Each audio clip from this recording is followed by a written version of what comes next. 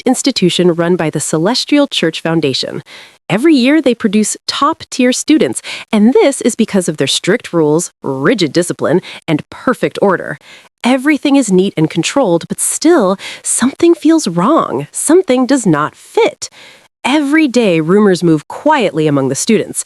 Some say a student council member once carried out a creepy ritual that went terribly wrong. On the anonymous board, students pour out gossip and half-told stories. To outsiders, it all sounds like nonsense mixed with small bits of truth, but no one really knows what is hiding between those whispers. This young, new student decided to take it upon herself to uncover every hidden truth. She made a promise to save whoever it is that is calling out for her help. Melody Hastings works as a general maid in a village about an hour's carriage ride down a winding, deserted road. It is a small, quiet countryside place called Chesswood Village, and among the modest homes, one single mansion stands tall. That is where she works. The rest of the staff are all elderly, so once it's nap time for the old folks, Melody is the only one left moving around, busy with work. While working that day, she noticed Madame Lynette had mixed everything up again, so she decided to arrange the eagle statue properly. The old woman has a strange habit of placing things upside down, literally. Although the work is tedious for a rural maid's life, Melody can't really complain. She gets paid enough to take care of her only family, her little brother. After their mother passed, it was just Melody and Raven left in this world. That was the moment she made a promise to herself that she would do whatever it takes for her little brother. Melody made lunch as usual, and the table was neatly set. Making meals every day was exhausting, especially when the people in the mansion barely ate anything. Still, it was her job, so she had to do it. As she worked, she paused and looked up at the sky. Her brother still had not returned. That could only mean one thing. He would be skipping coming home again during this break. She remembered the last letter he sent telling her to stop bothering him with letters. He was such a late-blooming teenager. Just then, a postman stopped at the gate and called out asking for Hastings. Melody quickly ran out and asked if he was looking for her madam. The man lifted his cap and said he had come to see her instead. He said, "I had no other reason to come all the way out here." The man was very handsome, so handsome that even her lady would agree. Melody wondered why someone like him would come to this quiet backwater town just to see her. Fear suddenly filled her heart. What if he was a scammer? The young man chuckled softly and said she wore her thoughts all over her face. He then took out a letter and explained that he was only there to drop it off. Melody felt relieved when she realized he had truly come to deliver a letter, but her relief quickly turned into shock. The letter was addressed to her. She stared at the name on it. It was from her brother, Raven. "Raven actually sent me a letter?" she asked in surprise. Then she jumped excitedly, saying it was clear that puberty was finally over. She opened the letter immediately and began to read. Her face slowly changed, leaving her frozen with shock. "Melody, I know you've been waiting for my letter, but I didn't want to write to you. You knew, didn't you, about who you really are? Why did you lie to me and send only me to that school? Were you planning to dump me once I got a decent job, then go back to your real family?" As she read, she could clearly imagine her brother's face.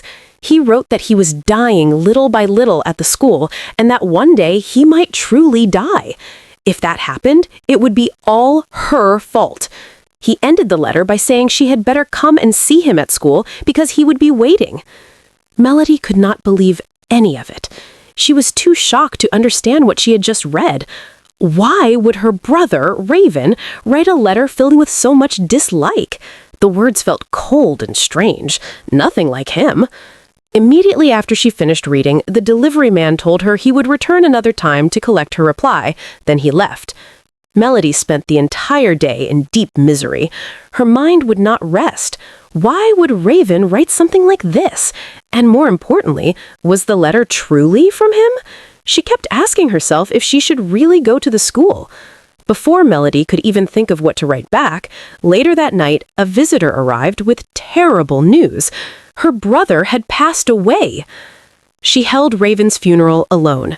Standing before his grave, she cried until her body felt weak. In the graveyard, she suddenly heard her brother's voice calling out to her, telling her that he was still alive and that she had to keep living. Shocked, she turned toward the sound, but there was no one there. The place was empty. No soul stood around her. Melody wondered why such a painful thing had happened to her and to Raven. As she stood there, her black veil lifted from her face and flew into the air while she watched helplessly. If we were noble siblings, would this case have been properly investigated? She wondered. With a heavy heart, she finally made her mind to go to the school herself. After their mother passed away, it was Raven who pulled her back from the edge of despair. He always told her that he was still there for her as her family. He begged her to stop grieving and to take care of him. Because of that, Melody worked tirelessly to earn money and send him to school. She could not stop now. Melody packed her belongings and prepared to leave the mansion. Going to Raven's school and finding out what truly happened was the only thing this pathetic sister could do for her little brother. The moment Melody opened the door, she saw a young man standing outside. She blinked and asked who it was. "Hello again, Miss Hastings," he said. Her heart skipped. It was the same young man who had brought her brother's letter before he died. He told her he was not there with a letter today, but with a proposal. Melody turned away at once, saying she was not interested because she was busy. But the young man calmly told her not to worry because he knew what she was planning and he could help her get into the school. Melody froze when she heard that. She turned sharply and asked how he knew where she was going. He smiled and said he was a student there. Then he added that he was not just any student, he was the student council president. Melody was left speechless. After a moment, she told him they would talk about it on the way, but first she had to go say goodbye to Madame Lynette and the head maid. The young man suddenly stopped her. He said he had been meaning to ask her something for a long time. What exactly had she been doing in this mansion? Melody looked at him in confusion and told him she was a maid in the mansion, so it was only right to inform her employers before leaving. "No, that's not what I mean," he said slowly. "This village, this mansion, there's no one here but you. So what I want to know is, what have you really been doing here?" Melody felt her breath catch. She asked him what he was talking about. No one here. What about her employers? Her mind raced as fear crept into her chest. If there was no one here, then who had she been serving all this time? And what is really going on here? Let's find out. Melody asked what he meant by that. She told herself to calm down because this man could be a con artist. There was no way the president of a prestigious school would come all the way to a rural town like this. "Excuse me, Mr. Postman," she began, but he interrupted her at once. He said he had not told her his name yet. He took off his cap with a smile and asked her to call him Eglinton. Melody called him by his name and asked if he thought she would be frightened by something like that. Eglinton then asked if she thought he was lying. Melody replied that no one would believe him after hearing such a story. After all, there were plenty of people in this town, even children. "Yes, about those townspeople," he said calmly. "They never walk around during the day, do they?" As Melody tried to walk away, she suddenly paused. Eglinton continued, asking if she had ever seen them eat. Has an outsider ever visited before? Has she ever received a reply from outside the town? Melody turned back and told him the town was filled only with retired elderly people, and that is why things were the way they were. His expression darkened. "A town called Chesswood," he said. "It took me forever to find it. My only clue was the address written on the envelope." Melody was shocked again. Before she could speak, her thoughts raced. There were many things she had never questioned before, and suddenly they all felt strange. She had lived here for 2 full years and never noticed any of this, not even once. Seeing how stunned she was, Eglinton asked her a quiet question. If she could go back to 1 year ago, what would she do? What if you could return to the time when Raven Hastings was still alive, back to 1 year ago? Melody shut him down, telling him not to mention her brother and to start making sense. Eglinton leaned closer and said softly that he could make that happen. He could send her back to the past. In exchange, she would promise to attend St. Gloria Private Academy once she returned to 1 year ago. Melody said nothing. Her heart pounded as she thought about a time when her brother was still alive, a time when she might be able to save him, her only brother. Maybe she could finally find out why he died and stop it from happening. She finally spoke, telling Eglinton she did not believe him, not about the town and not about going back in time. But if it was all a lie and he was only playing with her pain, then she would never forgive him. She said this with a very serious face. Eglinton was surprised surprised by the sight of her, but he smiled and said his past self would be different and would not recognize her. She should be careful because he might be a jerk. He reached out his hand and warned her that the moment she returned to the past, the entities in this town would know she had changed. She would have to avoid them and leave the town immediately. Melody felt a chill run through her body. He added that she must never let them find out she was leaving. Out of fear and curiosity, she asked what would happen if they did find out. Eglinton sighed. "Then you have to pray to God," he said quietly, "and beg him to make your death as painless as possible." He told her there was not much time left, so was she going back or not? Melody stared at his outstretched hand. Her expression hardened. Then she grabbed it tightly. Eglinton told her he would see her again in the past. The continental calendar changed, and they were back to August 27th, 1902. At St. Gloria Private Academy, Eglinton sat by the window feeling something strange. He wondered what it could be. Miston noticed and called out, "What's wrong?" Eglinton shook his head. "It's nothing. I just feel strange," he replied. Eglinton was, indeed, the council president. Miston frowned. "You never say anything. No one ever knows what you're thinking," he said, then asked if Eglinton had seen the report. "I did," Eglinton replied calmly. "Everything is well organized." Miston read aloud from the report. "The ruined village of Chesswood. Great topic." Then he turned to the president. "I request that my partner, Raven Hastings, be changed. I can't work with a commoner." Eglinton's expression darkened. "Mind your tone," he said firmly. Miston quickly changed the subject. "But why are we even investigating this? It's an external matter, isn't it?" Eglinton shook his head. "It's not external. It's connected to the school. It's a ghost story that's become quite famous." On the table, images from the report were spread out. One showed Melody Hastings working in a yard. Eglinton studied the picture closely. Miston leaned forward. "Is this about the cemetery of the forgotten on the mountain behind the school?" Eglinton's voice dropped, cold and serious. "No one involved with that town survives. Not a single soul." Meanwhile, on the other side, Melody was in the kitchen when her name was loudly called from behind, startling her as she came back to consciousness. She looked around, thinking to herself, she was just outside a moment ago, so how was she now in the kitchen and in broad daylight? Could it really mean she had gone back in time? Her expression was full of shock. Again, she heard her name and got frightened. Turning around, she saw Madame Lynette. Melody forced a smile and explained that she had just been lost in thought for a moment. Madame Lynette returned the smile. "If you're not feeling well, you should take some rest today," she said kindly. Melody hesitated but agreed to go rest. Yet, as she turned to leave, she remembered Eglinton asking if she had ever seen any of them eat. Her expression froze. Madame Lynette noticed and called out, her gaze intense. "Is something wrong? At this point, my heart is racing. I feel so scared for her." She reminded herself of Eglinton's warning. They would realize she had changed, so she needed to act natural. She smiled and said, "I'm in the middle of preparing dinner, so I'll just finish that first and then rest." Madame Lynette stayed quiet. Melody, unsure, asked again if something was wrong.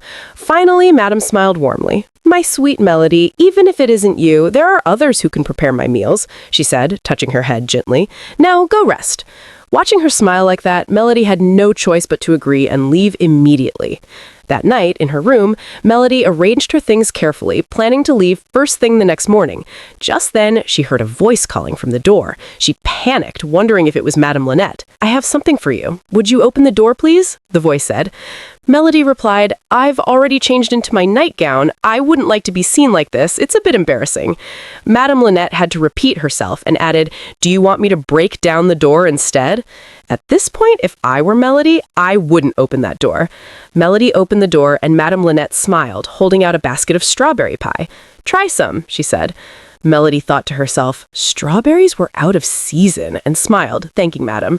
"Would you like to come in and have some with me?" she asked. Madame Lynette said no, she's full. "I don't have an appetite." Melody took the basket, saying she'd remember next time since she hadn't known. Madame smiled. "It was fun making it because it's for you."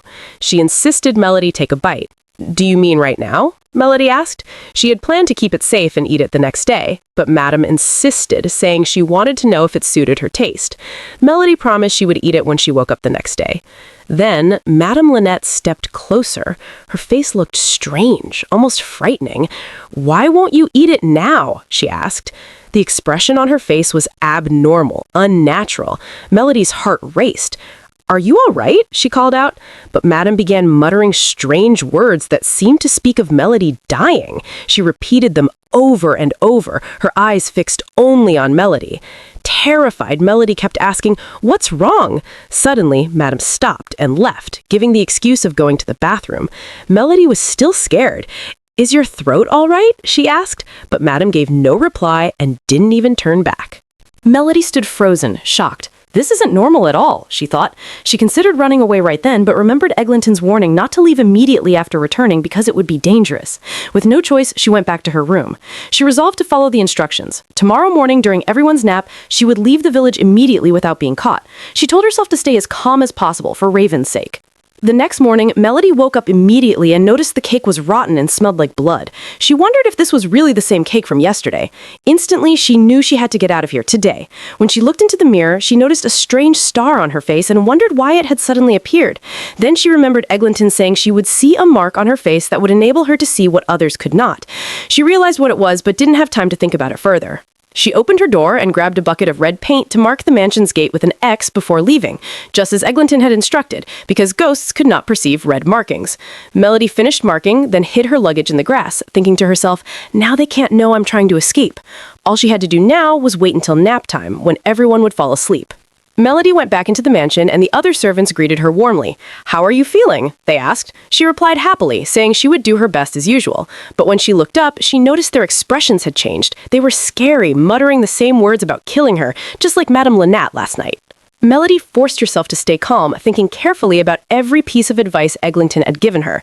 The thought of saving her brother helped her remain composed. She smiled and said, "It's summer break, and I'll be going to see my little brother to clear my head."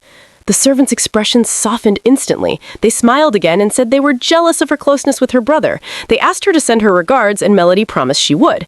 Then she asked where Madame Lynette was. Just then, Madame hugged her from behind. "I heard everything," she said. "My sweet Melody, you're still young, and yet you work so hard to protect your brother." Melody turned with a faint smile. Madame Lynette's expression changed instantly. "Do you still want to run away?" she asked. Eglinton had told her that no one should know she was trying to escape. If they did, she must act like them as much as possible. He also said she had to tell 5 people in the village that she was leaving, not escaping. If she failed, then there was a door with red paint that she should open, because that was where her journey would truly begin. Melody remembered all of this at once. Madame had just asked if she still wanted to escape. Melody knew her next move now. She had to blend in with them, naturally. Melody turned to Madame Lynette and spoke in a backward statement, asking her to let her go. Immediately, Madame reacted and released her. Melody knew she still had one more person to tell before leaving. But to her shock, the servants and Madame began moving backward, repeating the same words over and over. "Gone, is it?" Melody wondered why they were searching for her when she was standing right there in front of them. Did speaking backward really work, she thought? She remembered the student council president telling her to act like them in moments like this. So if she walked backward too, maybe they would continue not to recognize her. As she moved outside, she saw the mansion gate marked with red paint. She wondered if she could escape through it. Just then, she heard a cat meowing. She turned and saw a black cat with blue eyes staring at her. She wondered what a cat she had never seen before was doing here, or if it was also part of the urban legend. Suddenly, the cat ran off. The air around her felt strange, as if the cat was telling her to follow it. But then she hesitated. What if this is a trap? She turned back and saw the residents still searching for her. With no other choice, she trusted her instincts and followed the cat. The cat led her all the way to the chef's house. Melody wondered why it had brought her here when the residents were clearly stationed at the entrance gate. The cat appeared again, and this time her luggage was with it. At that moment, she realized it was trying to help her. She wanted to think it out loud, but couldn't, at least not until she got through this. When she turned to the other side, she saw some residents gathered around a table, eating in a way that reminded her of animals. She wondered what they were eating. They were all people she had known, people she had used to converse with on normal days. Everyone had been kind to her back then, but now it seemed they were all ghosts. If they weren't human, how had she not realized it until now? She noticed they were speaking backward, just like the others, and wondered if they were talking about her. Melody decided to walk backwards so they wouldn't notice her, but as she did, she began understanding their words. "Did everyone hear? Melody disappeared this morning," one said. Another replied, calling her poor child, asking if she had gone somewhere else. "But shouldn't we let her go now?" one asked. Another said, "They were running out of funeral money." Melody froze. "Funeral money?" she thought. One of them added, "Melody would live well wherever she goes." "If that's the case, why don't you let her go sooner? It's probably been a year now," one asked. Another replied, "We don't want to let her go." Suddenly, they began sensing her presence because she was standing there listening. Melody tried to stay completely still, standing backward, searching for a plan in her mind. She reminded herself it was almost nap time and she just had to hold still. The ghosts continued searching for her. When it was almost nap time, she closed her eyes and froze, but eventually she shook slightly and they noticed her. They swarmed immediately, leaving her terrified. She grabbed the nearest curtain in fear, and as it opened, sunlight poured into the room, scaring the ghosts away. She didn't understand why the sunlight worked, but she knew she had to think fast and escape. If the sunlight hadn't saved her this time, she didn't want to imagine what might have happened. Then she noticed the blood on the ground and remembered that ghosts couldn't see red or anything red. She wondered if her guess was correct. She had to try. Quickly, she rubbed red paint all over her dress and hair. She thought to herself that walking backward might actually work. Melody shut her eyes and walked backward, wishing she wouldn't get caught. Just like that, she arrived at the exit. It had actually worked. She opened the door and stepped out, thinking she was lucky to have escaped without being caught. But ahead, she saw many doors. She wondered why there were so many. Which one should she choose? She turned to the cat, asking if it knew which door she should take. It meowed at her. Of course, a cat is a cat. How would it know? To her surprise, the cat spoke. "I can't believe you escaped from there alive." Melody froze, shocked. She tried to process the fact that the cat had just spoken.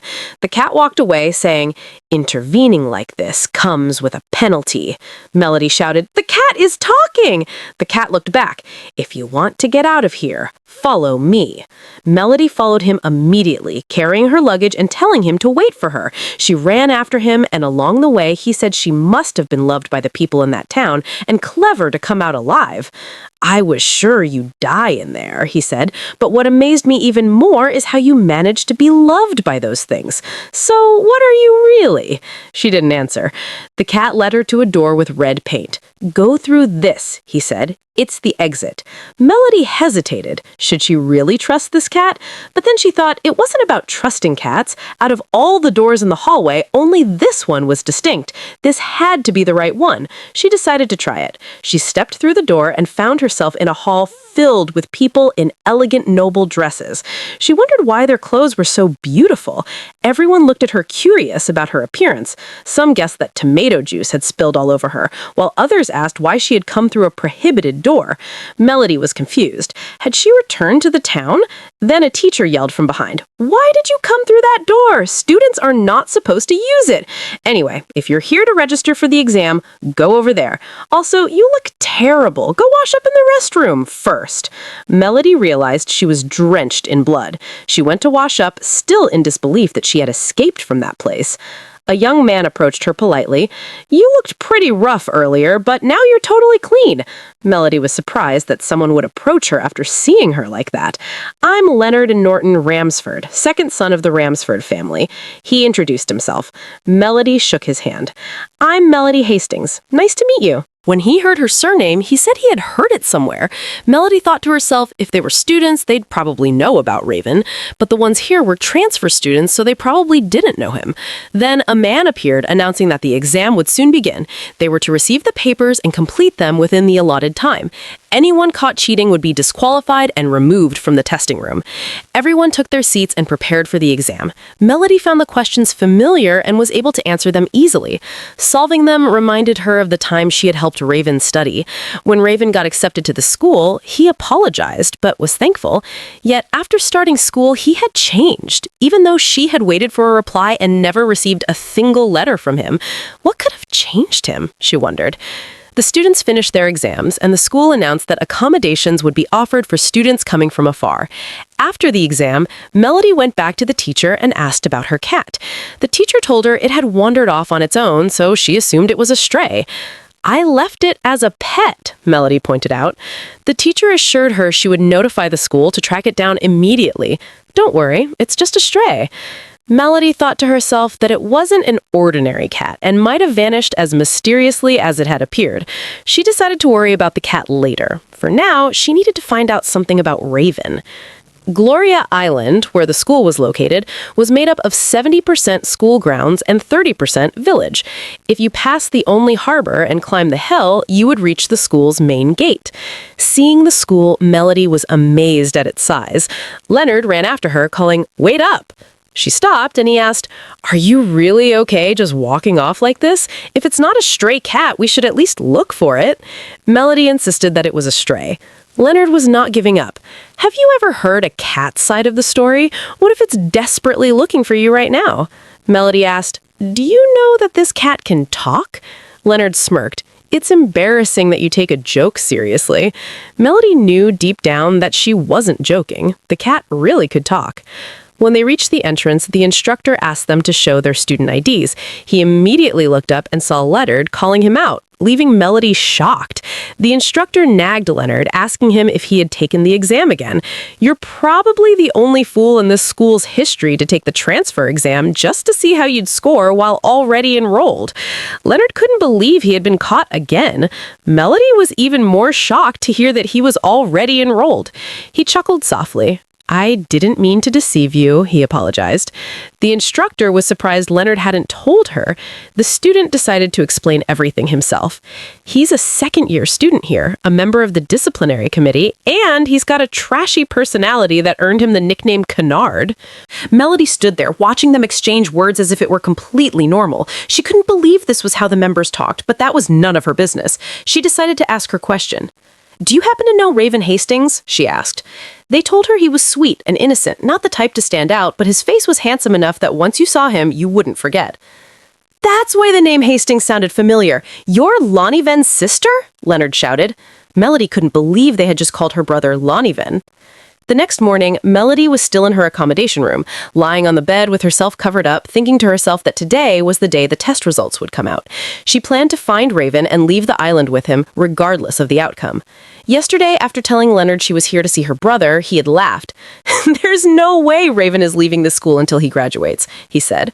"Why? Because he's part of the student council and very loyal, like the headmaster's lapdog.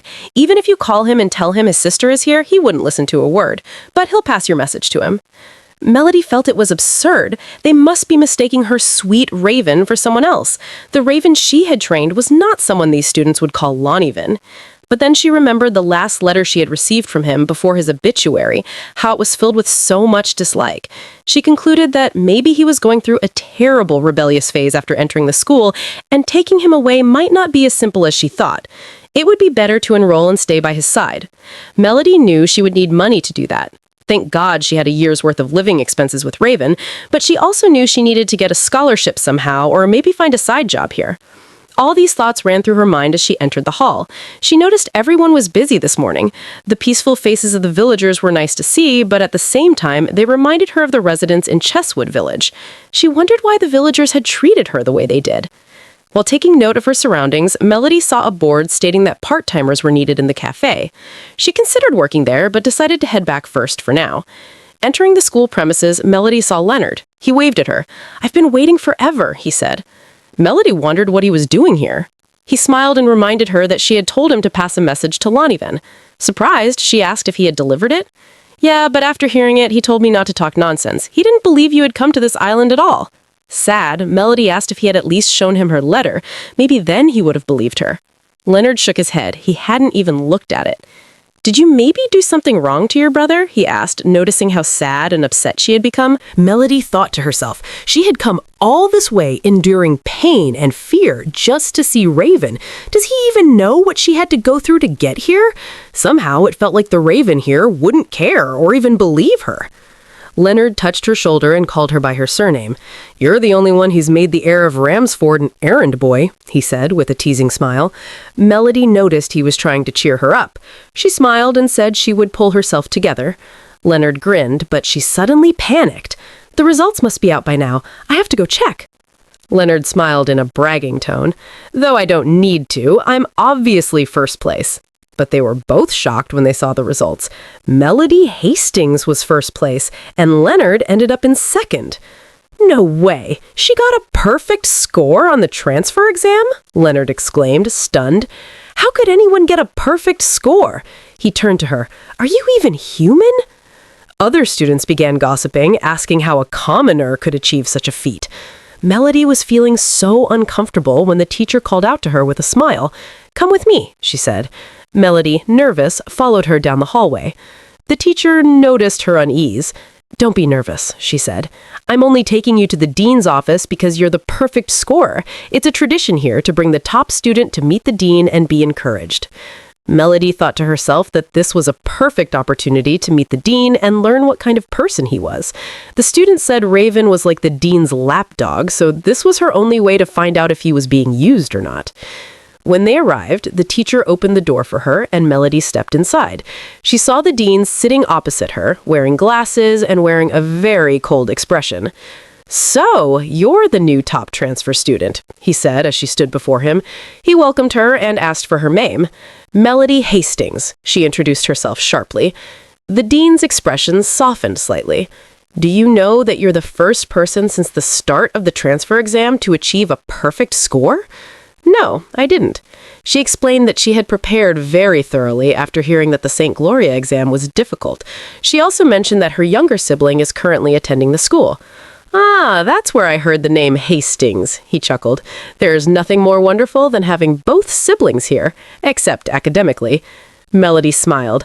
"My younger sibling is quite fond of the headmaster and is grateful for how he looks after Raven." The dean raised an eyebrow. "How do you know that? As far as I know, the two of you don't exchange letters." Melody realized immediately that Leonard was right when he said her brother was loyal to the dean. If he weren't, how would the dean know that Raven doesn't write to her, she thought. She chuckled. "I overheard it from the students here. He's quite well known, after all." The dean rose from his seat and approached her. "Your name will go down in the history books because of this rare achievement," he said, holding her hand. "Once the term begins, you might even be able to join the disciplinary committee right away." Melody was surprised to hear about joining all of a sudden. The teacher winked at her. "It's an honor. Only top-performing students can join the student council or the disciplinary committee." The dean added, "Your sibling is already part of the student council. I hope you'll continue to deliver excellent results."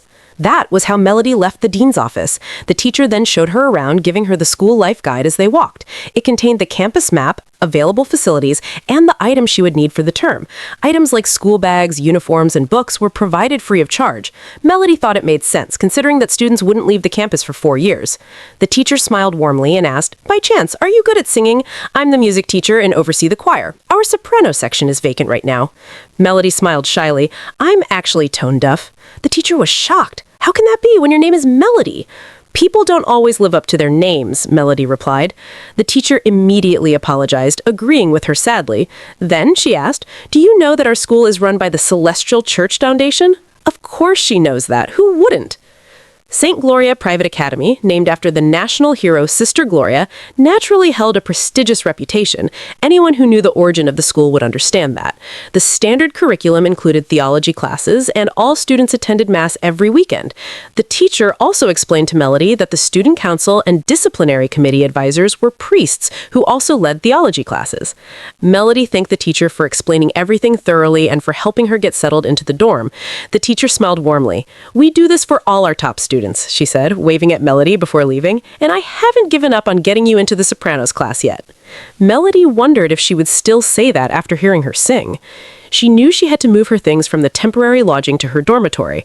After packing, she checked the time. It was 9 o'clock. She thought to herself that it was getting late, so she would just see Raven tomorrow instead.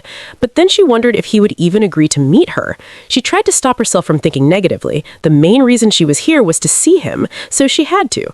Just then, a black cat meowed.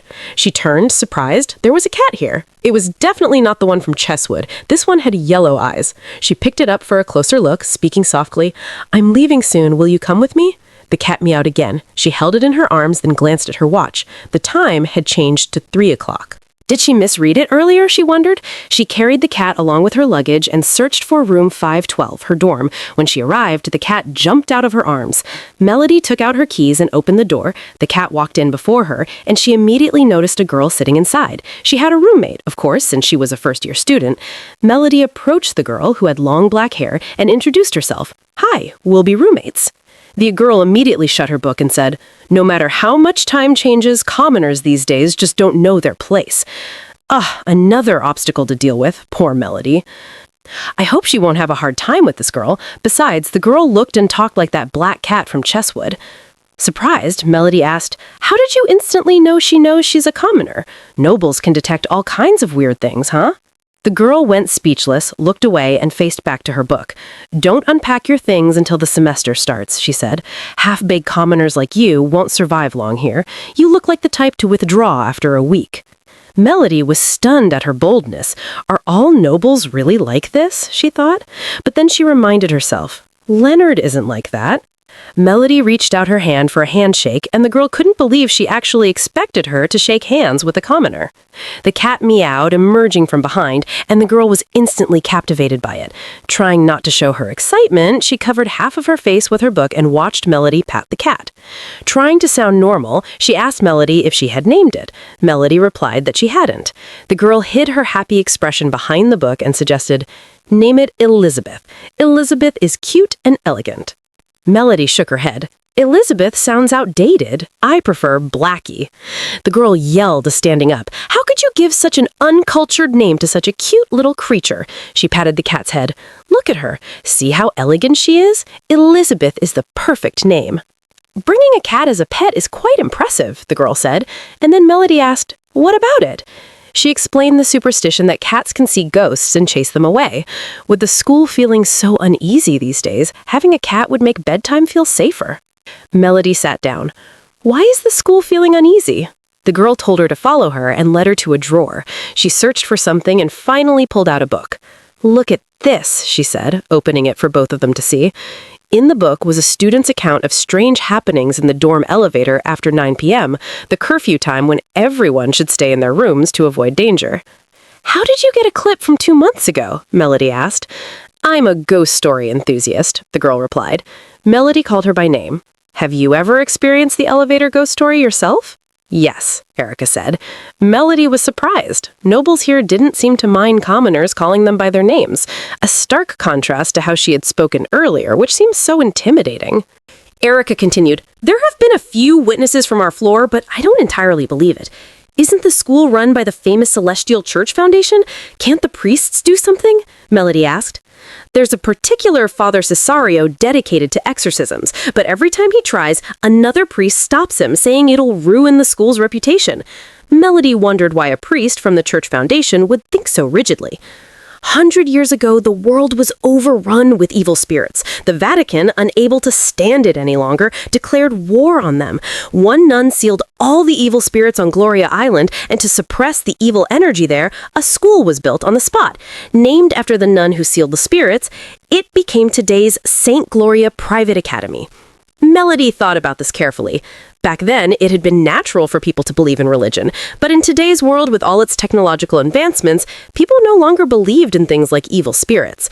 Father Miela was probably one of those people. Melody herself couldn't fully believe it either, even after experiencing strange things firsthand. If there haven't been any specific casualties yet, it'd be hard to step in prematurely, Melody said. Erica immediately shot back that waiting until something happens is already too late. She leaned closer to Melody, studying her face before saying, "She's just a commoner and probably didn't get a proper education anyway." She turned away, adding that the girl would either get expelled or drop out soon because she didn't even know how she had transferred here. Melody smiled to herself, wondering how Erica would react when she found out Melody was the top scorer. Erica spun back around, pointing at her and shouting, "Don't get the wrong idea. I'm only dealing with you because I feel pity for you." "I'm going to bed, so unpack or do whatever you want," Erica said, before leaving Melody feeling a wave of relief. Melody sat down and mapped out her plans. Plan A, meet with Raven as soon as possible and persuade him to leave with her. Plan B, stay here and protect him. She knew Plan A would be difficult, even if it was simpler, but with the way things were now, the only option left was Plan B, stay and protect her brother, uncover the cause of his death, and stop it. So Plan B, huh? She muttered, knowing it would be a long-term effort. Eventually, she fell asleep at the table, her plans written neatly in front of her. The next morning, in the disciplinary committee office, Leonard sat by the window while his colleagues chatted. There's a perfect score this year, and it just happens to be Raven's sister. Leonard, is that true? You must have seen her in the transfer exam. She's already famous across the campus for being incredibly beautiful, so since she's the top transfer student, she'll probably join the disciplinary committee, or maybe even the student council. One of the guys shook his head. The student council is already full. The maximum is 7, and they're already 7. Leonard thought to himself, Raven is in the studies council. If Melody finds out the council is full and she can't join to be with her brother, she'll be disappointed, but it's not something that can't be handled. He smiled and told the others, looks like the disciplinary committee is going to be interesting from now on. In my honest opinion, with the way things are going, I doubt the dean would ever allow her to join the same council as her brother. Melody woke up promptly at 8 o'clock. Her body ached and felt stiff from sleeping at her desk. She stood up immediately, thinking to herself that she had to meet Raven today. Just as she turned to get ready, she noticed Erica lying on the floor playing with Elizabeth. Erica's eyes widened the moment she realized Melody was awake. It's not what you think, she stammered. Melody got dressed and was ready to leave. She noticed Elizabeth staring at her and asked if the little cat wanted to come along. Elizabeth immediately responded with a soft meow. Melody laughed, surprised. I thought cats didn't like roaming around, but he seemed to be the opposite. She picked up Elizabeth and noticed Erica watching her with a pitiful look, as if she wanted to tag along too. Do you want to come with me? Melody asked. Yes, Erica shouted excitedly, then quickly added, but I don't know your way around the school, so I'll need to come along since I know everywhere here. Erica's really bad at being honest with herself, Melody muttered. The two girls stepped out together. Erica asked if there was anywhere in particular Melody wanted to go. I'm not exactly sure, but I want to meet my younger brother. Do you know Raven Hastings? Melody asked. Erica froze, shocked. Raven is your brother? Melody blinked in surprise. You know him too? I'm in the student council and he joined last semester as a recruit. Honestly, I didn't suspect anything when you introduced yourself as Hastings. You two don't look alike. She offered to take Melody to the student council room. He must be there unless something comes up. When they arrived, the room was empty. Erica found it odd. She called out, Is anyone here? From a corner, a senior spoke up. Why are you acting like you can't see him? Oh, you were here? Erica replied. The senior asked who the girl next to her was, but Erica waved it off. Don't mind her. Do you know where freshman Raven is? Melody stood there, Elizabeth in her arms, thinking that seniority clearly didn't matter in the school. The senior said the last he heard, Hastings had gone to his dorm. Erica thanked him for the tip and turned to leave with Melody, not bothering to introduce her. When they reached Raven's dorm, his roommate, Miston, informed him he wasn't there. I'm his roommate, and that jerk trashed the room before disappearing into thin air, he complained. Then he looked at Melody and said, If you find him, tell him to come back and clean this mess. Melody was taken aback. He was speaking to her as if he already knew she was Raven's sister. Erica asked if Melody knew him before now, but she shook her head. This was actually their first meeting. Miston was surprised to hear her say that, but shrugged it off. They should try somewhere else. Maybe he's at the gym, he suggested. Erica and Melody went to the gym, but he wasn't there either. Melody wondered if Raven had already talked to his roommate about her, which might explain why Miston spoke to her so casually. She wasn't sure if that was a good thing. Then they noticed a ball bouncing on the floor, as if someone had just been there. We came because he said he'd be in the gym, but he's not here. Judging by the ball, it looks like he was here a moment ago, Erica said. Melody's heart skipped a beat. Are you thinking what I'm thinking? Do you think Raven is avoiding me? Erica quickly said, It's possible. Melody sighed. She thinks so too. This is really bad. If Raven keeps avoiding her like this, even Plan B won't work. She'll have to come up with another plan. Maybe it's time to meet with the council president. Don't you think so? This is where this part of the story ends. If you love this story and you want us to continue, please comment the protagonist's name, Melody.